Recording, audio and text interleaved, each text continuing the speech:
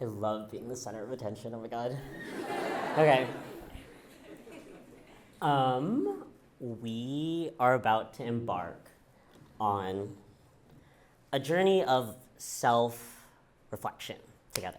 The topic of which is why I feel the most at peace I've ever been in my life. Just in like the past couple of months, I've just felt so grounded, like an overwhelming sense of serenity. And I'm really excited to share it with you guys. The best explanation that I've had for this serenity is a metaphor. The metaphor is buckets. So picture just like a ton of buckets. I don't know how many we're talking, but some are big, some are small. They all look different, and they each have like a little label on them. So one bucket says like family, one bucket says friends, one bucket says career shit, one bucket says like being gay, one bucket says being disabled. You get what I'm trying to like paint, right? Is like all of these different aspects and facets of who I am, who I was, who I aspire to be, are all represented in my mind as buckets. And as I go through life, as I experience new things, as I learn new things, I am filling my buckets. It's a really simple, like fun, quirky metaphor. Full transparency, I thought of this whole thing while so high on like the strongest edible I've ever taken in my life. Like writhing on the bathroom floor, just being like, buckets, like it's all buckets.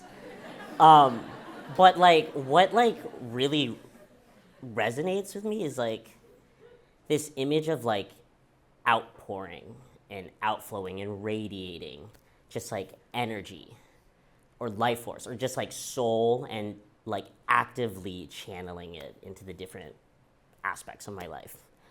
And it's in this like almost like passiveness to it that like I am always radiating and I'm always overflowing and I'm always exuding this energy, that's where I've found my peace.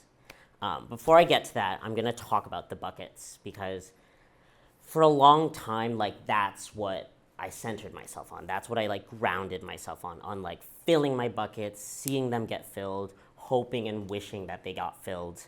And that's a very volatile experience, because they're very easy buckets to fill, almost like joyful to fill, and they're very hard buckets to fill, like excruciatingly hard.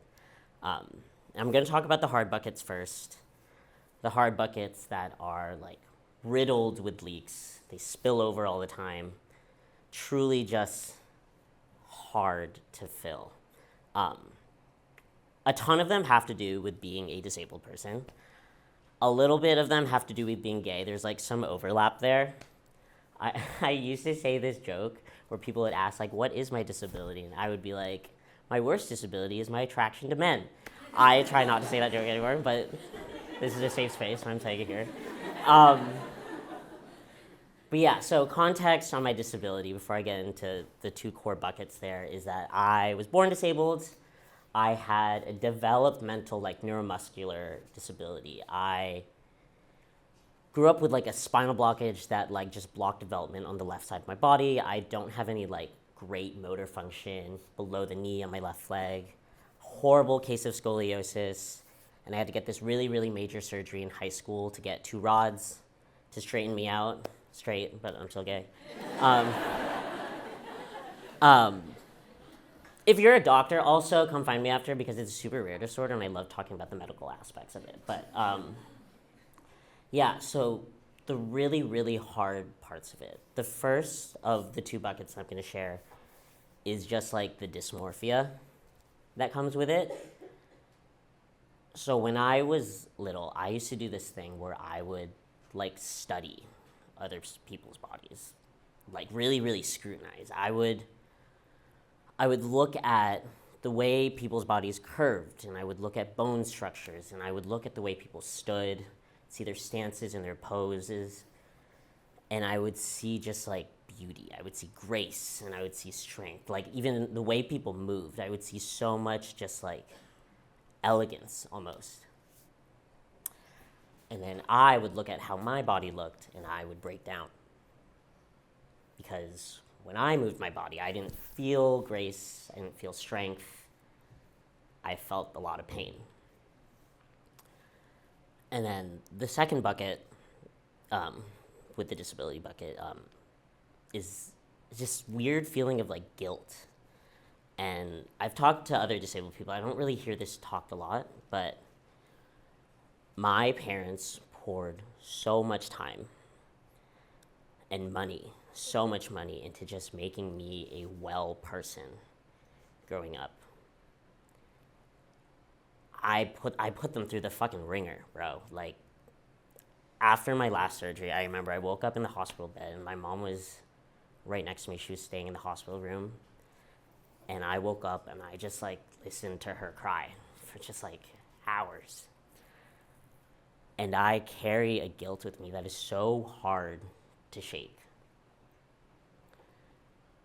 And when I try to fill this bucket, really what I'm trying to do is to just drown out this little voice in me that's saying, like, you didn't deserve any of that love. So those are my really, really hard buckets. And they took a lot out of me to fill over the years, but I am very, very proud of where they are right now. I've done a lot of work to fill them. And when I was first writing this speech, I called them my bad buckets, but they are not bad buckets. Like, I loved them when they were empty, and just as much as I loved them when I was filling them, because they are the buckets that made me who I am right now. But to fill them, to patch up their leaks, to prop them back up when they spill over, it takes all of my attention. It takes all of my soul and love that I'm pouring out. So those are the bad buckets. I'm going to start talking about the good buckets now. Sorry, the easy buckets. The easy buckets. I could talk on and on about a bunch of buckets that are so, so important to me. Buckets I love filling, but I'm gonna talk about 3.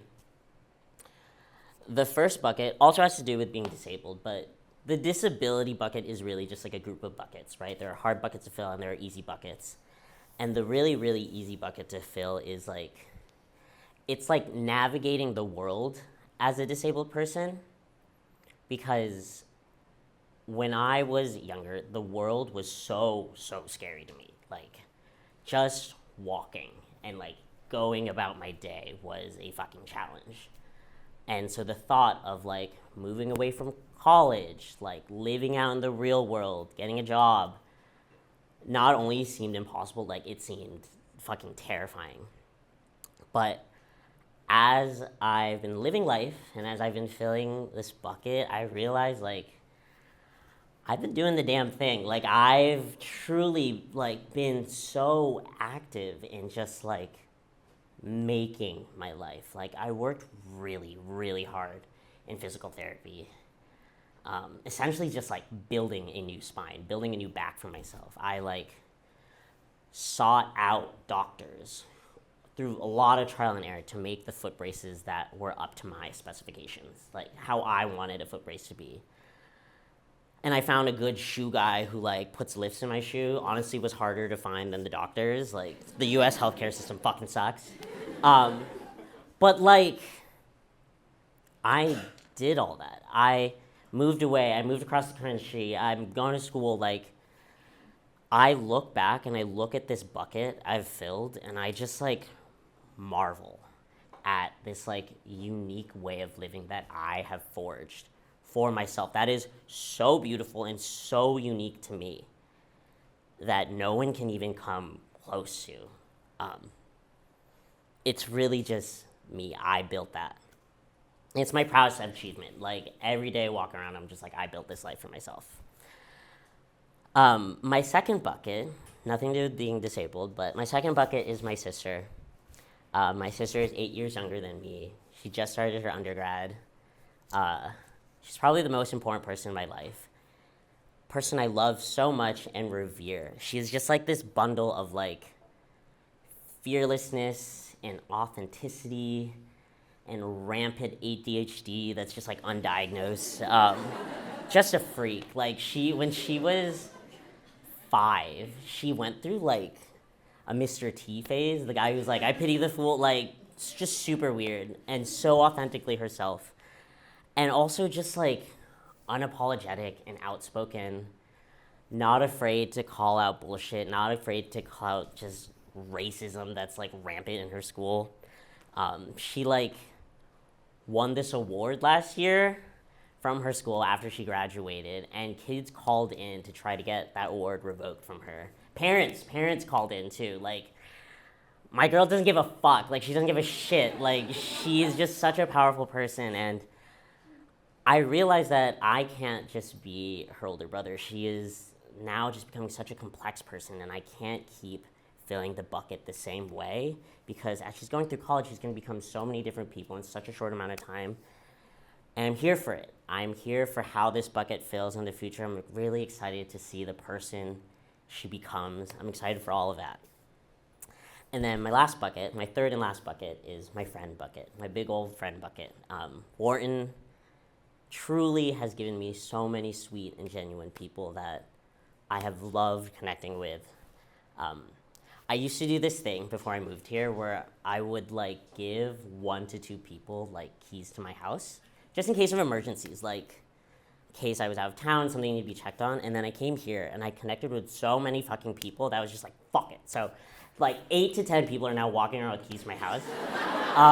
And my roommate literally hates it. She hates it so much, probably because she thinks Emily Zen is gonna rob all our shit. But I just love people letting themselves in, crashing at our place when we're not home. People just showing up inconsolably drunk. I love it. I love all of it. It's just like this weird hominess. And yes, with Wharton, there's so many trips. There's so many parties where I've really, really connected with everyone. But if I'm being truly honest, like what I'm gonna miss most about Wharton is like just this weird sense of hominess. So those are my buckets. Looking back at all of this, right? I have easy buckets to fill. I have hard buckets to fill.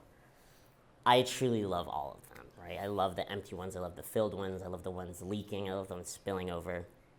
But the true sense of peace that I get is the fact that throughout all of that, I have been the one just exuding and radiating and outpouring this love and this energy and this soul.